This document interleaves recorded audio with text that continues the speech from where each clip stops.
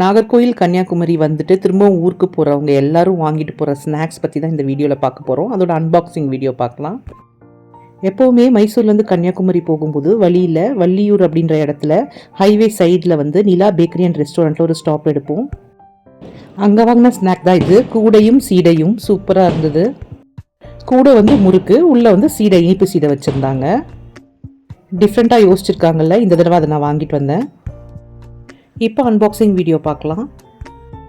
என்ன இவ்வளோ வச்சுருக்குனே நினைக்காதீங்க. நெய்பர்ஸ்க்கும் அவர் ஆஃபீஸ் ஃப்ரெண்ட்ஸுக்கும் சேர்த்து வாங்கிட்டு வந்தது தான் இதெல்லாம். நாகர்கோயில் விட்டு வர்றவங்க கண்டிப்பாக இது ரெண்டு இல்லாமல் வரமாட்டாங்க. சிப்ஸும் மிச்சரும். சிப்ஸ் வந்து தேங்காய் எண்ணெயில் பொரிச்சிருக்க மாட்டாங்க, சன்ஃப்ளவர் ஆயிலில் தான் பொரிச்சிருப்பாங்க. அதே நேரத்தில் மிச்சருமே கூட ரொம்ப டேஸ்டியாக இருக்கும். எல்லா இடங்களும் கம்பேர் பண்ணும்போது இங்கே கிடைக்கிற மிச்சர் ரொம்ப ரொம்ப டேஸ்டியாக இருக்கும். மிச்சரில் நிறைய வேர்க்கடலை போட்டிருப்பாங்க. அடுத்தது வந்து அச்சு முறுக்கு, தேங்காய் பாலில் செஞ்சது அப்படின்னு போட்டிருந்தாங்க, அதனால் வாங்கிக்கிட்டேன். இந்த முறுக்கு வந்து 140 ரூபாய்க்கு எவ்வளோ முறுக்கு கொடுத்துருக்காங்க பார்த்தீங்களா. எள்ளுலாம் போட்டு ரொம்ப நல்லா இருந்துச்சு. அடுத்தது வந்து கை சுத்து முறுக்கு. ஆக்சுவலி இது கை சுற்றுனது கிடையாது, மிஷின் சுற்றின முறுக்கு தான். கை சுத்து முறுக்கு அவ்வளோ கிடைக்கிறது இல்லை, அதுவும் ஒன்று வாங்கிக்கிட்டேன். டீ கூட ரொம்ப நல்லாயிருக்கும். அடுத்தது போகிறவங்க எல்லாருமே திருநெல்வேலி அல்வா இல்லாமல் வரமாட்டாங்க. கொஞ்சமாக திருநெல்வேலி அல்வாவும் வாங்கியிருக்கேன். அடுத்தது சேவு. கடைங்களே இருக்குது சேவு கடை அப்படின்னு சொல்லிட்டு. சீவல் சேவுலாம் வந்து ரொம்ப நல்லா கிடைக்குவாங்க. அடுத்தது வந்து பனங்கற்கண்டு நல்லா கிடைக்கும். பனங்கற்கண்டு அங்கே கருப்பட்டி பனங்கற்கண்டுலாம் அங்கே நல்லா கிடைக்கும். கோவில்பட்டியை கிராஸ் பண்ணும்போது நிறைய கடைகள் இருக்கும். அதில் வந்து ஒரு கடை கடலை கிரன்ச் அப்படின்னு ஒரு கடை பார்த்தோம். கவர்மெண்ட் அப்ரூவ்ட் அப்படின்னு போட்டிருந்தது. கோவில்பட்டினாலே கடலை மிட்டாய் தான், அதனால் அங்கே கடலை மிட்டாய் வாங்கிட்டோம். முறுக்குலாம் கூட அங்கே தான் வாங்கினோம்.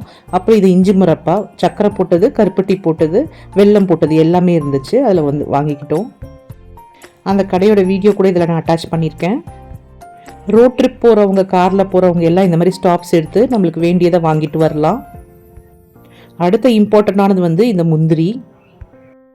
வேப்பமூடு ஜங்ஷன் கிரேட்டஸ்ட் பேக்கரி எதிரில் வந்து ஒரு அக்கா வச்சிட்டு இருப்பாங்க. இந்த முந்திரி ரொம்ப நல்லா இருக்கும் அங்கே. இது வந்து சுட்டு பதப்படுத்தின முந்திரி பருப்பு. சுட்டு கையிலேயே தோல்லாம் உரித்து நல்லா ப்ராசஸ் பண்ணி வச்சுருப்பாங்க. ரொம்ப க்ரன்ச்சியாக சூப்பராக இருக்கும். அங்கே போனீங்கன்னா மிஸ் பண்ணாமல் இதை வாங்கிட்டு வாங்க. உண்மையாகவே ஒர்த்து. 600 rupees per KG. இது வந்து நீங்கள் தாராளமாக வாங்கலாம், சூப்பராக இருக்கும்.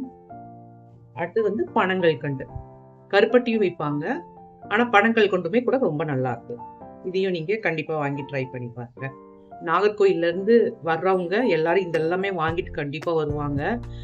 நாகர்கோயிலை விட்டு தூரமாக இருக்கவங்களுக்கு தான் அந்த கஷ்டம் தெரியும். ஏன்னா நாகர்கோயில் அவ்வளோ நல்லா ஸ்நாக்ஸ் கிடைக்கும்.